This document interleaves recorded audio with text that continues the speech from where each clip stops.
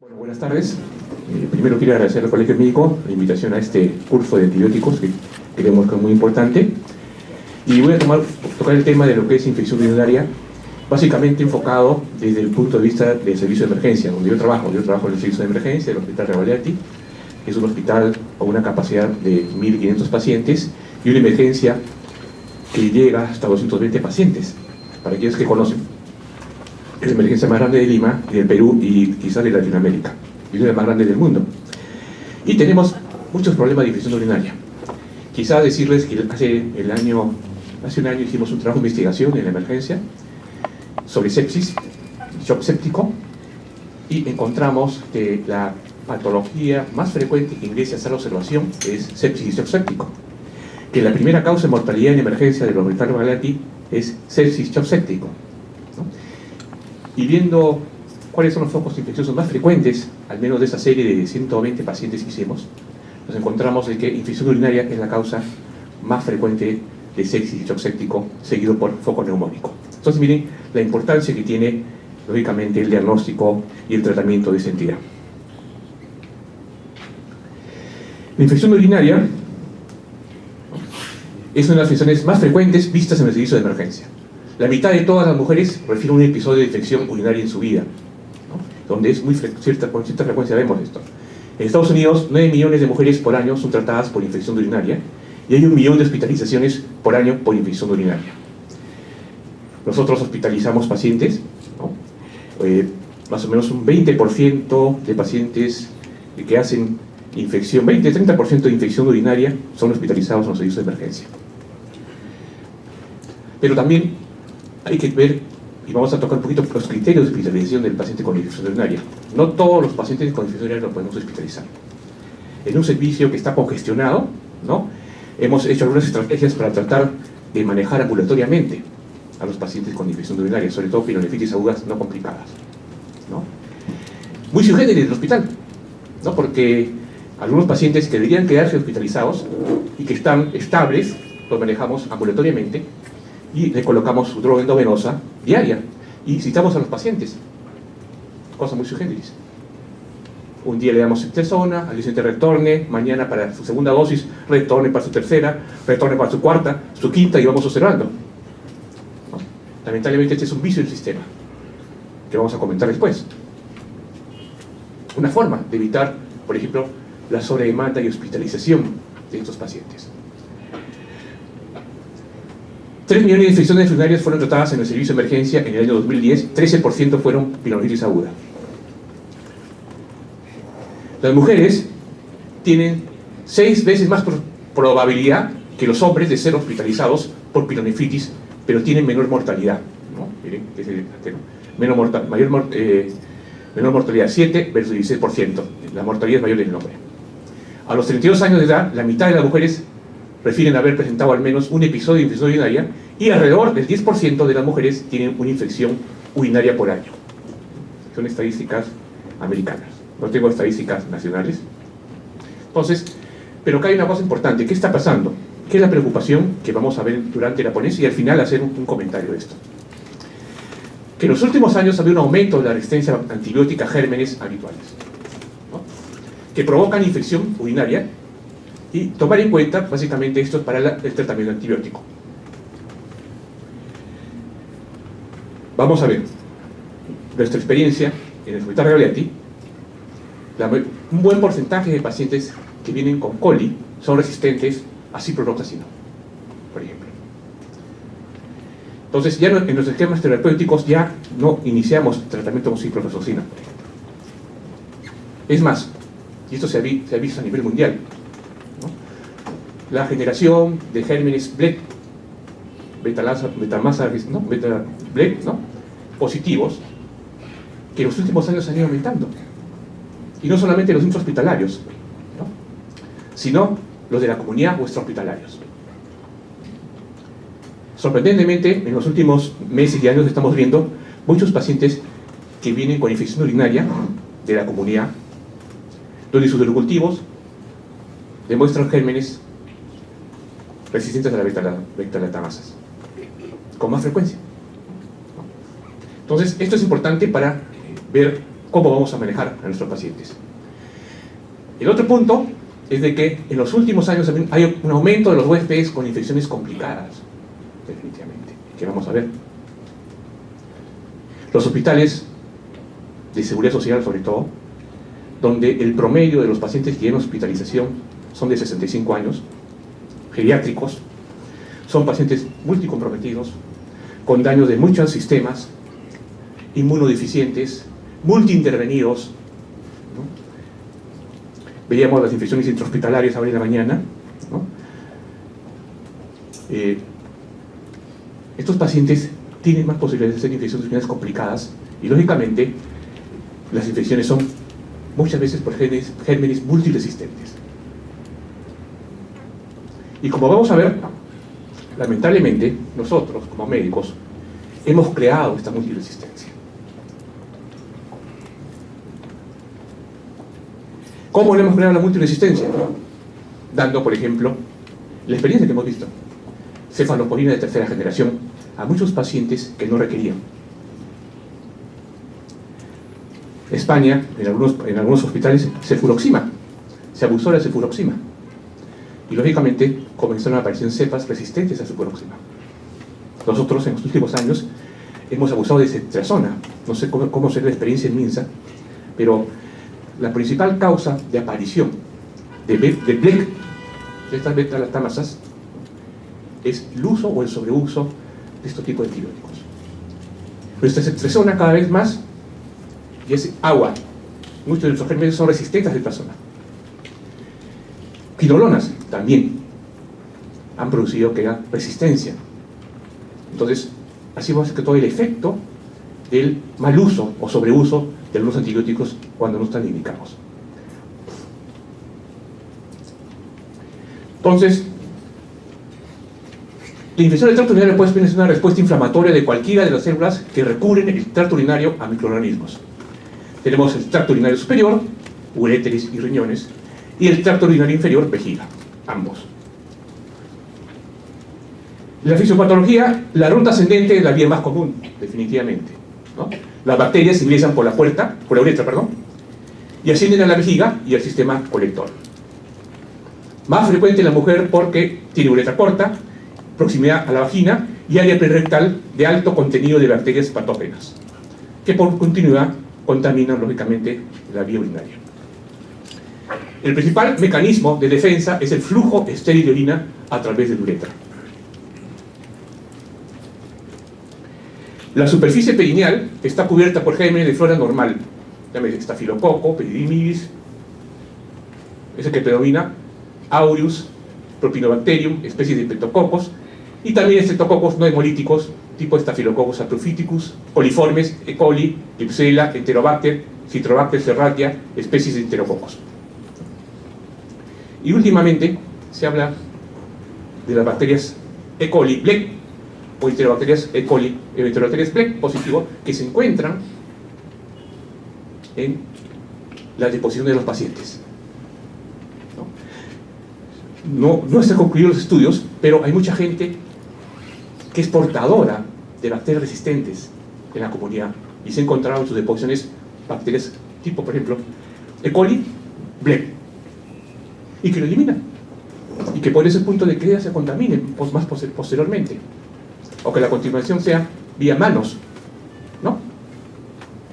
No se sabe exactamente qué tiempo permanecen en el tracto digestivo, como muchos podrían decir, pues como una especie de un sitio de reserva donde están esas coli, BLEC, ¿no?, en el organismo. Pero también hay que considerar los factores que favorecen el huésped, y eso es importante. Hay factores del huésped que favorecen infecciones urinarias, que hacen que se produzca una repetición o que hagan infección urinaria complicada. Los factores que promueven el crecimiento bacteriano son, por ejemplo, diabetes mellitus, que vemos con mucha frecuencia, los pacientes inmunosuprimidos, el embarazo, ¿no?, la vejiga neurogénica, el cateterismo tipo Foley, ¿no?, una causa muy frecuente de infección en nuestros pacientes de emergencia, pacientes ancianos, prostáticos, neuropatía obstructiva, pacientes que son con demencia senil, postrados crónicos, que son sondeados y que tienen sondas por más de 14 días. Frecuente cáncer sepsis, shock séptico, vemos, ¿no? La hipertrofia prostática, como decía, hospitalización, ¿no? Infecciones urinarias recurrentes, 3 o más por año, relaciones sexuales, todo esto son factores que condicionan el crecimiento bacteriano. ¿Cómo clasificamos estas infecciones? ¿No? Dijimos infección urinaria, dijimos baja, cistitis aguda, alta, pielonefritis aguda, y llamamos no complicada y complicada. Esto es importante tener en cuenta cuando hablamos, cuando dijimos esta es una infección urinaria no complicada o complicada, como vamos a comentar acá. Entonces, la infección urinaria no complicada, ¿no?, tiene factores de riesgo para cistitis o pielonefritis aguda esporádica o recurrente, ¿no? ¿Cuáles son los factores de riesgo? Relación sexual reciente, uso de espermicidas, infección urinaria previa, nueva pareja sexual, historia de infección urinaria en familia de primer grado femenino, mujer posmenopáusica, incontinencia urinaria, ¿no? Esos son factores de riesgo para hacer una infección urinaria no complicada.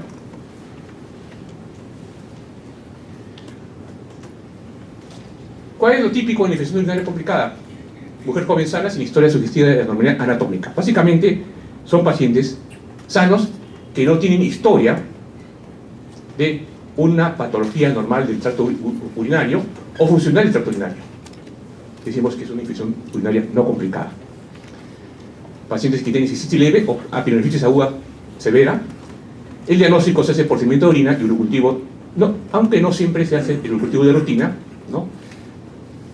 Sí, hay que hacer lógicamente en la pielonefritis. Si es una cistitis no complicada, no necesitamos hacer urocultivo de rutina. Y cuando uno evalúa este tipo de pacientes con infección urinaria no complicada y vemos en relación a la resistencia antibiótica predecible, básicamente tratamiento empírico, la persistencia pues, de síntomas o una temprana recurrencia sugiere la presencia de un factor que está complicando. Teóricamente, estos pacientes con la terapia de 5 días adecuada remiten y no hay ningún problema. Si yo veo que este paciente, después de 5 días de tratamiento antibiótico, ¿no?, persiste, yo puedo decir que es una infección urinaria que se está complicando. ¿Qué es la microbiología? El espectro de bacterias que encontramos más frecuentemente en una infección urinaria no complicada. Definitivamente E. coli es la más frecuente, ¿no? 75-95% de infecciones. Los Staphylococcus saprophyticus, 5-15%, más alejados, enterobacterias, Klebsiella pneumoniae proteus, y menos Enterococcus fecalis. Muchas veces, ojo, algunos son contaminantes. De aquí a veces tenemos ciertas dudas en tratar a una paciente que tiene bacteriuria, ¿no?, y que tiene una bacteriuria sin síntomas, asintomática. Hemos visto casos, ¿no? He visto casos de pacientes que tienen, por ejemplo, incluso Blek positivo. Me llamó la atención, multiresistente. ¿Pero qué tenía? Casi ningún síntoma, asintomática. Los asustamos. ¿Lo tratamos o no lo tratamos? ¿No? La cistitis aguda, vamos a hablar de las no complicadas, básicamente produce pues disuria, dolor suprapúbico, urgencia, ¿no?, poliaquiuria. En la mujer añosa puede haber aumento o aparición de incontinencia, ¿no? Entonces, si una mujer tuvo una cistitis previamente y refiere los mismos síntomas, la probabilidad de infección es del 84 al 92%.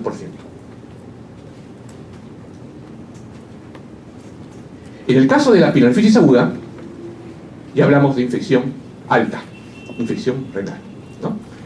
La fiebre tiene una especificidad de 69 al 91%, ¿no?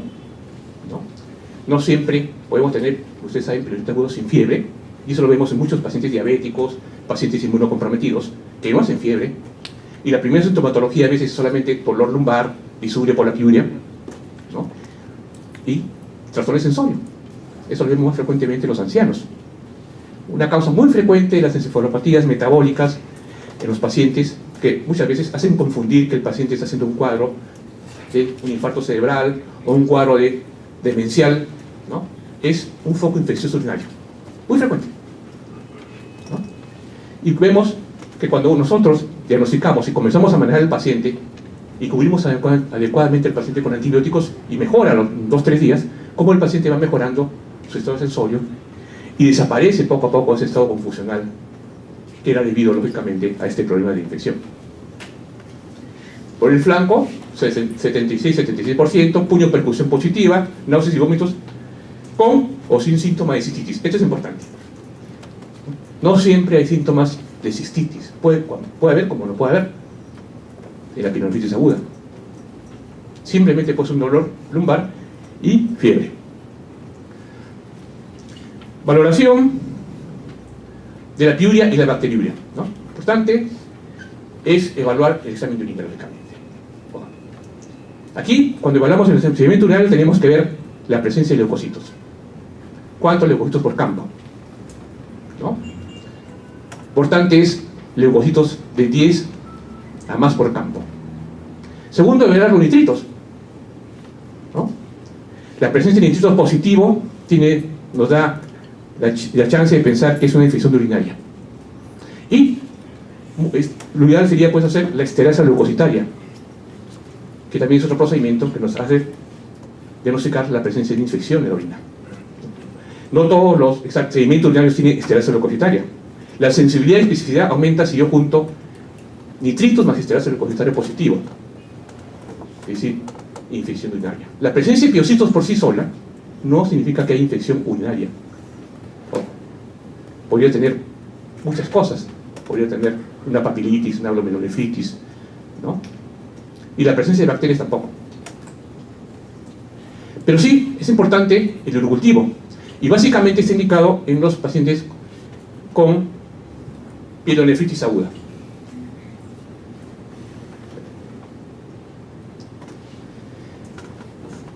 Insistir acá en la toma de cultivo, ¿no? Sobre todo, urocultivo es importante en el paciente que tiene infección urinaria alta, complicada. Lo ideal, si yo tengo un paciente con pielonefritis aguda, no complicada, es también, lógicamente, antes de dar el tratamiento antibiótico, tomar el urocultivo. Cosa que no es factible siempre. En los últimos años había un cambio en la estrategia de la emergencia, ¿no? Hace 4 años, más o menos 4 o 5 años, muy poco usábamos el urocultivo de emergencia, por muchos motivos, y el hemocultivo menos. Entonces, realmente, nuestro manejo, después ahora vamos recopilando, hemos hecho mal, hemos manejado así empíricamente muchos pacientes. No sabíamos exactamente a qué estábamos tratando. Y nos ha llevado probablemente a tener cepas blend positivas, resistentes a ceftazona, resistentes a quinolonas, y ahora voy a comentar, y hay algunas resistentes a ceftazidime también. ¿Por qué? Porque hemos tratado sin cultivar.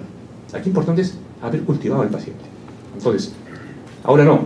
Ahora, a los pacientes en el cual sospechamos infección, una pielonefritis aguda, sospechamos que va a ser una infección complicada, le pedimos un urocultivo. Y en emergencia, se irá a hacer el cultivo, ¿no? Lógicamente, de repente, las condiciones a veces no son las adecuadas para tomar las condiciones estériles del buen urocultivo, pero siempre condiciones, darle antibiótico, pero pre-urocultivo. Entonces, el urocultivo es importante. Ya nosotros comenzamos la terapia empírica. Nuestro laboratorio demora de repente 24, 48 horas, 72 horas de resultado para ver qué germen es importante. Aquí es otro problema. Aquí lo ideal sería estar detrás. A veces hay tantos pacientes que el médico o la enfermera no está detrás del urocultivo del resultado. Ha pasado y pasa. Eso no debería pasar. Si es un paciente con pielonefritis, con sepsis severa, es un paciente con ITU complicada, yo necesito saber el germen, porque de repente voy a decalar el antibiótico. De repente arranqué, quién sabe, puede haber arrancado pues con ceftazidime. Pasaron 3 días, el paciente no va bien. Pero ¿cuál es el urocultivo? El resultado no llega.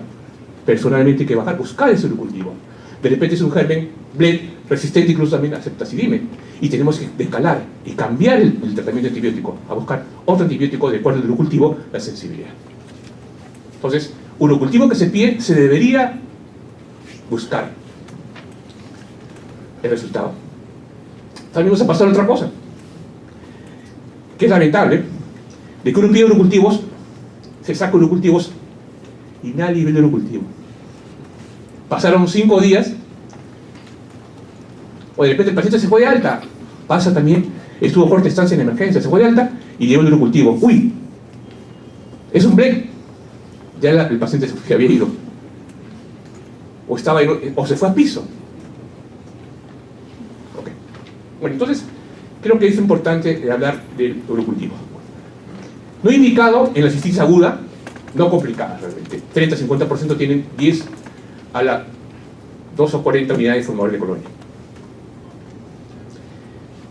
La cistitis aguda no complicada es una entidad benigna, se resuelve 25 a 42% de los casos, raramente progresa a pielonefritis, y los antibióticos dados son para la resolución rápida de los síntomas, ¿no? ¿Qué se ha visto en el manejo en los últimos años? ¿Okay? El aumento de la resistencia a las quinolonas, como decía, ¿no? Sobre todo la ciprofloxacina. Y baja resistencia a la nitrofurantoína. Y esto es importante. Y esto nos ha llamado la atención porque muchas veces a este nitrofurantoína ni le damos bola. Mucha gente prefiere comenzar el tratamiento con dale cotrimoxazol, dale Bactrim, dale mociclabulánico, vía oral, ¿no? Pero cuando uno veía el espectro, y he tenido algunas experiencias, incluso un BLEG, los Blexa, resistente a ceftriaxona, resistente a ciprofloxacino, resistente a norfloxacino, resistente a cefalexina, nitrofurantoína, sensible. Un caso especial. Sensible a ertapenem y sensible a nitrofurantoína. ¿Qué le doy? Este paciente, importante la condición clínica, ¿qué le doy a este paciente? Ertapenem, antibiótico caro, controlado, es bueno. Pero tengo nitrofurantoína, pero nitrofurantoína, doctor, de repente no me hace nada, no le va a hacer nada. Casos incluso personales, ¿ah? ¿Cómo le va a hacer nitrofurantoína? De repente le cae mal el estómago, es vía oral, dale ertapenem. Seguro, le dimos ertapenem. 7 días con ertapenem. Mejoró. Pero me pregunto, y yo mismo me respondo, de repente con quinolona, suficiente. Hubiera sido suficiente manejar ese paciente que no tenía criterios de una infección complicada y criterios, pues, parecidos a una sepsis. Entonces, ojo, la nitrofurantoína hay que darle su chance. Quizás el problema con nitrofurantoína es náuseas, he visto casos, náuseas, un poquito de vómitos, intolerancia. Ahora se está usando la nitrofurantoína de acción prolongada, que se usa 1 cada 12 horas. ¿Qué es mejor? Es mejor que la que usamos cada 8 cada 6 horas. Bueno, entonces, el tratamiento empírico de la cistitis no complicada, primera línea, es nitrofurantoína, 100 cada 12 horas, con las bombillas, 5 días, eficacia 93%. El segundo antibiótico que se puede dar es el cotrimoxazol, 160-800 cada 2 horas por 3 días, eficacia 93%. ¿No? Podemos usar otros antibióticos también. Ahora, va a depender mucho de dónde estemos. Y quizás el manejo de nuestros antibióticos va a depender de dos factores importantes. Uno, va a depender de nuestra microbiología, de nuestro mapa. ¿Cómo es tu mapa microbiológico? Y de la resistencia de este mapa microbiológico. Es diferente el mapa microbiológico de emergencia de Reoletti con la emergencia de 2 de mayo. Y probablemente el mapa microbiológico va a ser diferente con la emergencia de la clínica Maison-Santé. Va a haber diferencias. Tanto en la frecuencia de gérmenes como en la resistencia. Va a variar. Por eso es importante que, como vamos a comentar después, sepamos nuestro mapa microbiológico y nuestra resistencia en nuestro hospital. De repente, mes a mes o cada 2 meses, tener un informe cómo están los gérmenes en el hospital, cómo están los gérmenes en emergencia. Pero para eso, nosotros tenemos que publicar, tenemos que pedir urocultivos, pedir inocultivos. Si no, no sabemos, somos ciegos, no sabemos qué estamos atacando y hacia dónde vamos. Segunda línea, tenemos otros antibióticos. Fluoroquinolonas, ya con la segunda línea, ¿no? Porque en algunos hospitales se presenta resistencia, llámese Revelati, nosotros ya casi no usamos fluoroquinolonas de primera línea. De repente, como yo la experiencia de otros hospitales es diferente, de repente sí lo usan como primera línea. Cipro, 250 cada 12 por 3 días, o levofloxacino, 250, 500 por 3 días, 90%. Beta-lactámicos también puede usar, amoxiclavulánico que tenemos nosotros en emergencia, cada 2 horas por 3-7 días, eficacia 89%. No usar ampicilina o amoxi solos, menor eficacia con cefalexina. Cefalexina también se puede usar. Y hoy día mañana conversábamos, ¿no? Cefuroxima. Cefuroxima es una buena droga, una cefalosporina bioral. Pero el espectro de cefalexina es casi muy igual que la cefuroxima. También muchas veces nosotros ni le damos bola a la cefalexina. Y muchas de las infecciones las podríamos manejar con cefalexina, lógicamente en base al antibiograma hidrocultivo. No se olviden de usar la cefalexina, que a veces también no le damos ni bola. Hay una droga que se está usando para cistitis no complicada, también se puede usar en complicada, que es el monurol, ¿no? O fosfomicina. Se ha visto que esta droga, hay experiencia en otros países, ¿no? Yo he usado un par de veces nomás, muy poco, ¿no? Es una droga que incluso tiene espectro contra las BLEC. No contra la pseudomonas, pero sí contra el coli BLEC, ahorita la más resistente. Ese monurol o fosfomicina viene en sobre de 3 gramos, ¿no? Yo puedo usar una sola vez, diluido esos 3 gramos, vienen, y fue una sola toma, un día. En algunos otros casos, 2 días, suficiente. Entonces, de repente, con una sola dosis, ya traté mi cistitis no complicada. ¿No? Lógicamente, es más o menos, creo que está un poquito caro, creo que 30 soles, 40 soles, por ahí está el sobrecito de monurol. ¿No? Cistitis complicada o recidiva, ¿no? Las guías nos hablan de 2 antibióticos que se usan, cefalosporinas de tercera, que se están usando por vía oral, en las cuales nosotros no tenemos mucha experiencia. Le he colocado para que tengan de referencia, ¿no? No sé si en la práctica privada ya hay estos antibióticos, son cefixima o ceftibuteno, que se usan 400 cada 2 horas, y el ceftibuteno 400 una dosis al día por 7 días, que es una alternativa para cistitis complicada, ¿no? Cotrimoxazol, un comprimido cada 2 horas por 3 días, cipro y levofloxacina. Cistitis en el embarazo, bueno, es otro tema, quizás muy de pasadita lo voy a tocar. Esto otro tema, hablar de infección del embarazo, que creo que de repente va a haber una última charla el último día sobre antibióticos de ginecología. Pero en el caso de la embarazada, ¿no? Usamos cefixima o cefixima por 7 días, o aquí, como decíamos, la alternativa es usar el monurol, fosfomicina, tormetanol 3 gramos oral, dosis única, o única vez. Bueno, vamos a ver el tratamiento empírico de las epilonefritis no complicadas en el paciente internado, el paciente que hospitalizamos. Y vamos a ver algunos criterios por qué hospitalizamos a un paciente con infección urinaria, con epilonefritis. El tratamiento debe ser de 7 a 14 días, ¿no? Alternativas, ¿no? Según New England, pone cipro 400 cada 12 horas endovenoso de arranque. Nuestra experiencia, nosotros ya no usamos cipro endovenoso de arranque, ¿no? Levofloxacina de 500 a 750 miligramos al día endovenosa. Mucho va a depender también del arsenal terapéutico que tengamos y los costos. Aquí no hemos hablado de costos, ¿no? Cada hospital o cada entidad tiene sus antibióticos. El hospital de salud tiene antibióticos controlados, que vamos a comentar. Tiene antibióticos de reserva para aquellos pacientes multiresistentes, y lo tiene, ¿no?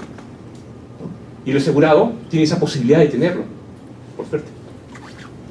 Muy fácil, nosotros podemos indicar en salud imipenem, carbapenem, meropenem, ertapenem a la casa, vancomicina, lisenocid, el UCI, ¿no? Fluconazol endovenoso. En fin, esta experiencia me imagino que no es igual en MINSA. Probablemente algunos antibióticos, también debe haber un sistema de control de antibióticos en MINSA, no tengo no estoy muy bien al tanto. No sé si cuentan con todos los antibióticos de reserva, porque imagínense si no tiene esa posibilidad de que un seguro, un SIS cubra esos costos, va a ser difícil que un paciente con infección urinaria complicada tenga la posibilidad pues, de un tratamiento de 7 días con, de repente, pues, meropenem, o cefepime, o carbapenem, en esos pacientes complicados. Me hago la pregunta, de repente ustedes saben la realidad, me preocupa, ¿no? ¿Cómo se están manejando las infecciones urinarias, otras infecciones en ese tipo de hospitales? Bueno, entonces, nosotros comenzamos ceftriaxona, 1 gramo, 2 gramos endovenoso al día, periodo cultivo, ¿no? Como decía, el paciente que esté internado, nosotros lo internamos, que tiene criterios, y le damos ceftriaxona 2, 3, 4 días, 5 días, y si el paciente ya tenemos el cultivo, vemos si continuamos con ceftriaxona o simplemente lo pasamos ya a vía oral, un antibiótico que sea compatible y se vaya alta. A veces 2, 3 días hospitalizado sin ninguna complicación, alta, y manejo ambulatorio. Hay otras posibilidades, lo que decía, paciente no complicado, dar ceftriaxona 2 gramos, le tomamos el cultivo y que venga al hospital todos los días a la emergencia, complicando una serie de problemas, a colocar su droga. El paciente todos los días le colocamos su droga en emergencia, 5.º día evaluamos, el 5.º día suponimos que está el cultivo, vemos, es compatible, allá, sigue con ceftriaxona, simplemente lo decalamos a un antibiótico bioral, ¿no? Compatible. Si después de 5 días no hay respuesta o vemos que el urocultivo salió un germen resistente a ceftriaxona, OBLET, lo rotamos. Y en ese caso, viene el problema. Tendríamos que hospitalizarlo. Hay la posibilidad de dar tratamiento ambulatorio con ceftriaxona 1 vez al día porque yo uso una dosis diaria. Pero más difícil va a ser citar al paciente cuando usamos imipenem, meropenem o ceftazidima. No lo puedo estar citando 3 veces al día al paciente. Es más, hay un programa que se llama PADOMI, que se llama COPOES, en el cual al paciente que está con pielonefritis no complicada, lo puedo manejar en su casa. También con algunas limitaciones. El médico lo va, le da su medicación, por 5 días, va a una consulta de la enfermera de COPOES, la enfermera se apunta y va a ir a su domicilio 5 días seguidos y la enfermera le coloca la droga en su domicilio. Excelente. Esto nos ayuda también.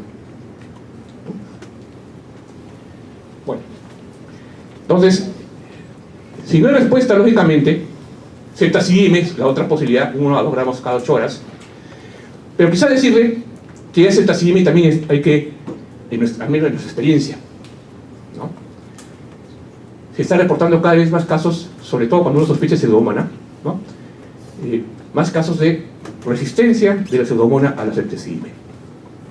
Más o menos un buen porcentaje de las pseudomonas resistentes, cerca del 60-70% se ha encontrado resistentes a ceftazidime. Entonces, quizás ya no sea buena elección, sobre todo cuando yo sospecho un paciente que tiene infección urinaria por pseudomonas. Si no hay respuesta en 72 horas, o se aísla un germen Enterobacter bleb positivo, uno podría dar ertapenem 1 gramo cada 24 horas. Ojo. Si no hay respuesta, lógicamente el paciente ya está haciendo una infección complicada, o sospechamos de un germen resistente, tenemos que cambiar, lógicamente, el antibiótico y decalamos, cambiamos el antibiótico. Periodo de cultivo. ¿Y qué podemos usar? Carbapenem.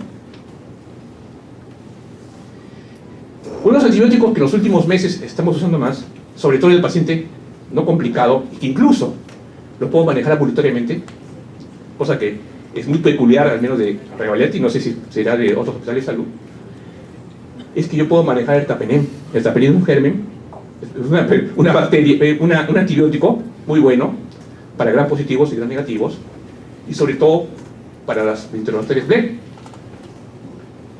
¿Y qué facilidad tiene el ertapenem? 1 sola dosis al día. ¿Y qué fenómeno está pasando en el hospital, en la emergencia? El fenómeno que está pasando, y nos preocupaba, que últimamente se está realizando mucho el ertapenem. Nos regresamos a hace unos 3 o 4 años, cuando ceftriaxona era para todo. Ceftriaxona. ¿No pasará esto con el ertapenem? Es nuestra preocupación. Porque últimamente muchos gérmenes urocultivos positivos vienen resistentes a ceftriaxona. Si el paciente es un paciente no complicado, y yo lo puedo manejar en su domicilio, o lo puedo manejar viniendo todos los días, la alternativa es el ertapenem. Y estamos usando muchos pacientes en emergencia que son sensibles al ertapenem. Viene el paciente, le doy 1 gramo endovenoso, lo paso en infusión con Volutrol 100 en 20-30 minutos y retorne mañana. Y el paciente viene mañana, a la misma hora, otro gramo. Y así, de repente, pues por 7 días, y vienen por su ertapenem. Pues no es favorable. No sé. Vamos a producir de repente más resistencia al ertapenem, de repente en un momento.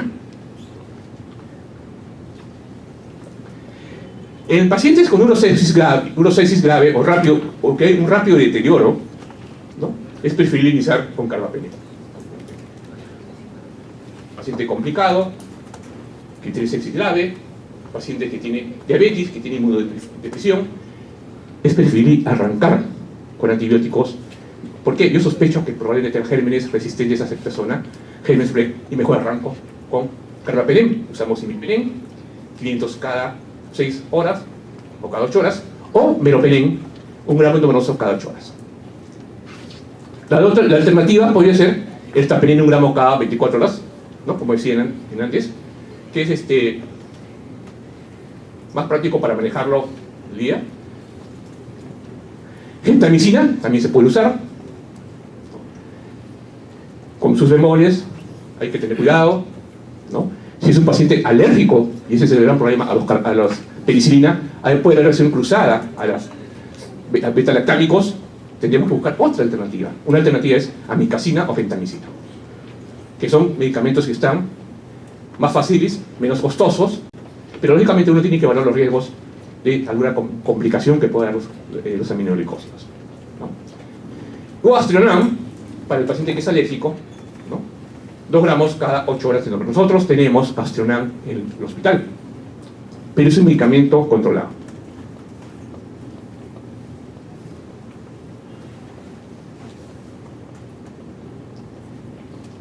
Entonces, ¿qué consideración debo tener en el paciente que tiene una infección urinaria no complicada, que está hospitalizado? Son pacientes severamente enfermos con sepsis, revisar imágenes en la admisión. Aquí es importante estos datos. Que el paciente severamente enfermo con sepsis, así es importante hacer datos, pedir ecografía de abdomen y pelvis para excluir factor de complicación, ¿no? Las imágenes también están indicadas cuando el cuadro no va bien. Si hay persistencia de fiebre, sepsis, 48 a 70 horas, uno puede sospechar que hay un factor de complicación y tendríamos que requerir algunos métodos de diagnóstico. ¿Qué buscamos? No, eso no significa que a todos los pacientes con infección urinaria alta, urosepsis, les voy a pedir imágenes, ¿no? Algunos. ¿Y qué tipo de imágenes? ¿Y qué voy a buscar en estos pacientes que tienen urosepsis o sepsis complicada, ¿no? Buscar cálculos, acceso perinefrítico, agravamiento renal, obstrucción, gas, hemorragias, masas. Eso es importante. Y para eso le pedimos una ecografía. Una ecografía o una tomografía. Lógicamente el paciente tiene que estar estable para la tomografía.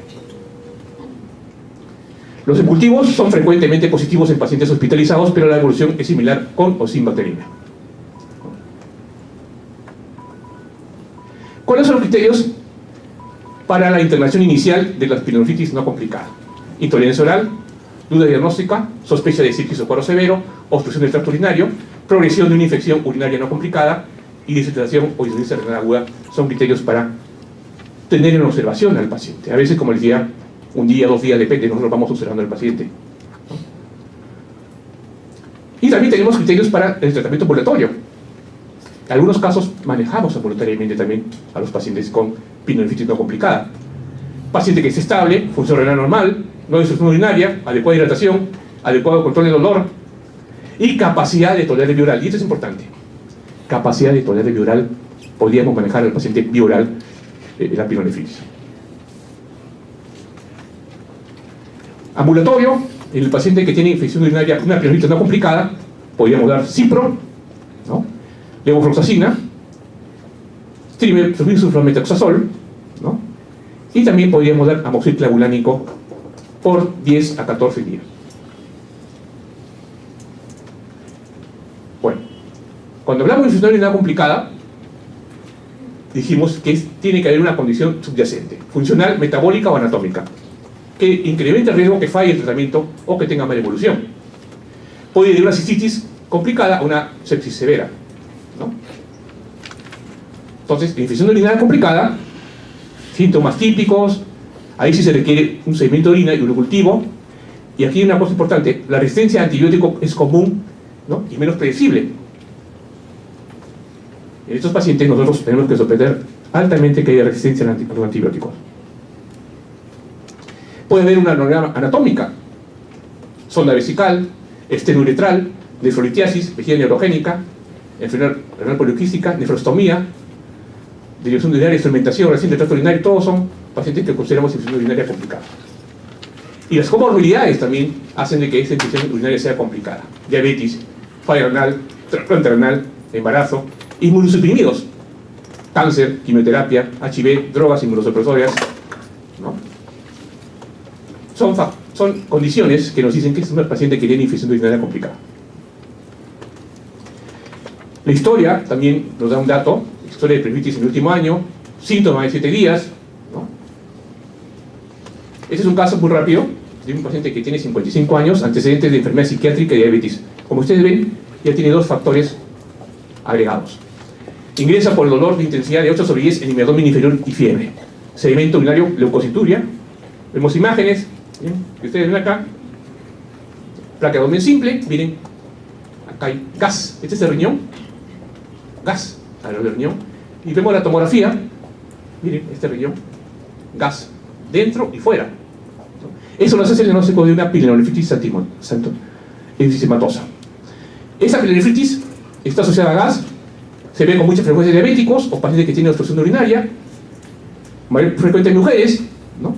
Y usualmente pues producen cuadros de sepsis, urosepsis severa y shock séptico, y el dolor renal intenso. Por eso es importante en este tipo de pacientes, como decían antes al principio, tomar ecografía o tomografía, ¿no? Muchos de estos pacientes van a terminar en la frecuencia, lo que produce más frecuentemente gas es coli y Klebsiella, antibiótico terapia parenteral, y muchos, si no va bien, van a requerir nefrectomía. Entonces, cuidado con este tipo de pielonefritis. Y no solamente se complica eso, sino puede ser, ¿no?, la complicación de sepsis, shock séptico. Puede haber complicación como acceso renal, acceso perifrítico, ¿no?, necrosis papilar, ¿no?, acceso renal. Vemos, por eso es importante, aquí vemos una ecografía, ¿no?, y la tomografía, un acceso renal típico en un paciente complicado con infección urinaria, o acceso perinefrítico, que vemos acá. Ambos riñones, y acá tenemos una desecreción. Esos pacientes requieren un manejo. La microbiología cambia en los pacientes que tienen una infección urinaria complicada. E. coli, a la cabeza siempre, enterobacterias y estafilococo y pseudomonas. El enterococo también. Vamos a adaptar. Entonces, en una pielonefritis aguda complicada, nosotros comenzamos con ceftriaxona, 1 gramo al día endovenoso, o levofloxacina. El paciente que tiene severo riesgo de infección por bacterias multiresistentes o sepsis grave, arrancamos con imipenem, 500 cada 6 horas endovenoso, o meropenem, 500 miligramos cada 8 horas endovenoso, 7 a 10 días, ¿no? La otra droga que se usa lo usamos como una segunda línea, tercera línea, piperacilina, tazobactam, 4.5 gramos cada 8 a 6 horas. Si es alérgico a betalactámicos, hay que usar amikacina o astrinam, como decimos. En shock séptico, ¿qué usamos? No vamos a iniciar un paciente con shock séptico con ceftriaxona, ni con ciprofloxacina. Tenemos que ser agresivos. Buscar un antibiótico en el cual yo sospecho que es B, el germen. De arranque, meropenem. Es ideal. Si no estoy con meropenem, bueno, por lo menos imipenem. Si es que no tengo meropenem, 500 a 1000 miligramos cada 6 a 8 horas. O piperacilina tazobactam, 4.5 gramos cada 6 a 8 horas. Asociado, meropenem más amikacina, 15 miligramos por kilo por día en 1 o 2 dosis. En caso de falla renal, en vez de amikacina podría dar cipro o levofloxacina, ¿no? Asocio shock séptico 2 antibióticos, meropenem más amikacina o tazobactam más amikacina, ¿no? Es lo que tenemos. Como decía, va a depender del arsenal que tengamos, lógicamente, en el hospital en ese momento, de lo que tengamos. Por último, esto viene para hacerles un recordaris de que en la comunidad en los últimos años ha aparecido la Escherichia coli con espectro beta-lactamasa. No solamente eso se ve, ya lo vemos acá en el Perú, por ejemplo, este es en un estudio en España, donde en 2000 había una prevalencia de 0.47% de cepas BLEP, 50% eran comunitarios, imagínense, ¿no? En 2003 la prevalencia aumentó 1.7%, el 79.5% de esas son comunitarios. No son intrahospitalarios, que vienen fuera del hospital, imagínense, ¿no? Entonces, la hospitalización, tratamiento antibiótico endovenoso, previo, y tratamiento previo con ciprofloxima, es la experiencia dio esto. En nuestra experiencia, Roletti, yo diría ciprofloxima, ceftriaxona, cuidado con la ceftriaxona. La ceftriaxona es el gran generador de los BLEP en los hospitales, es el gran generador, y la quinolona. Aquí un estudio epidemiológico de beta en pacientes no hospitalizados, igualito, 124 clones de BLEP, 49 comunitarios, factores de riesgo, diabetes, ITU recurrente, quinolonas, yo diría quinolonas, ceftriaxona, cefuroxima, ¿no? Entonces, estamos asistiendo, miren, estos BLEP, por ejemplo, este es un coli que es resistente, 48% de cepas son resistentes a amocicle bulánico, sensibles, pero cipro, 22%. Imagínense, cipro ya no da, gentamicina, 74%, amikacina, 96%, imipenem, 100%, ¿no? Otrimoxazol, solamente sensible, 29%. Entonces, miren cómo la sensibilidad, y esto va a depender, lógicamente, de cada hospital. Entonces, nos ponemos a pensar, ¿no? Al final, ¿qué le vamos a dar al paciente? ¿Qué tenemos? ¿Qué tenemos en nuestra farmacia? Por eso han surgido en los hospitales, creo que en la parte de hospitales, en nuestros hospitales fuera del país, en la Seguridad Social, las famosas unidades de farmacología clínica o los famosos CAM, control de antimicrobianos, que son comités que lo manejan en medicina interna o los infectólogos. ¿Para qué? Para administrar adecuadamente los antibióticos de reserva y de alto costo. Nos guste o no nos guste, esto es importante. ¿Y qué significa antibiótico de alto costo? Que, lógicamente, estos antibióticos sean usados solamente con criterios adecuados, ¿no? Con criterios de urosepsis, ITU complicada, sospecha de resistencia bacteriana, sospecha de BLEP, ¿no? Y que, lógicamente, sea autorizada por el infectólogo o internista o intensivista. Esto tiene una serie de problemas, pero se entiende, porque tiene que haber un control. Hasta hace un mes, en emergencia, yo no podía recetar ceftriaxona. Ciprofloxacina endovenosa tampoco, porque era controlado. La experiencia ha cambiado. Era controlado. Imagínense, hace un año, 2 años, ceftriaxona, el infectólogo tenía que autorizar para usar ceftriaxona. Y para usar metronidazol, también. Para usar cipro endovenoso, también. Pero el espectro ha cambiado. Ahora ya no. Ahora ya se puede autorizar, los médicos internistas, los emergencias pueden ya dar cipro, pero los antibióticos de reserva sí todavía son controlados. Hay problemas porque a veces no tenemos el infectólogo a la mano en la noche. Se hacen excepciones y si el paciente requiere, lógicamente se da el medicamento, se visa con cargo a que al día siguiente el infectólogo autorice formalmente el uso de antibióticos.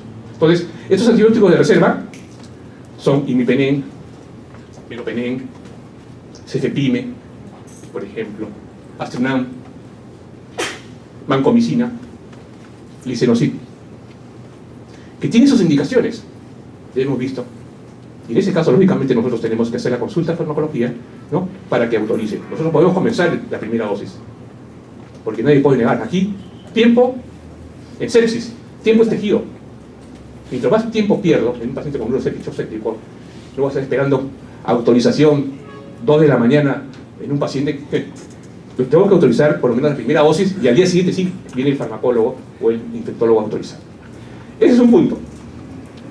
Y el segundo punto es que tenemos que tener nuestro mapa microbiológico.